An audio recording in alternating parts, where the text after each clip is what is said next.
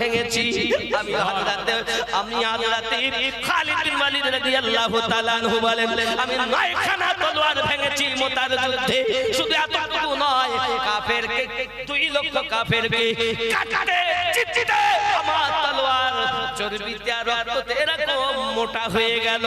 আর পুরো মুতার ময়দানে সবাইকে কেটে ছেড়ে আমি খালিদ বিন ওয়ালিদ ইসলামের ঝান্ডা লাগিয়ে দিয়েছি।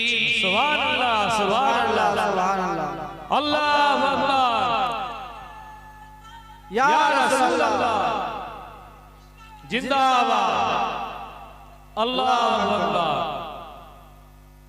9খানা তলোয়ার ভেঙেছেন তিনি, এক আটটা না।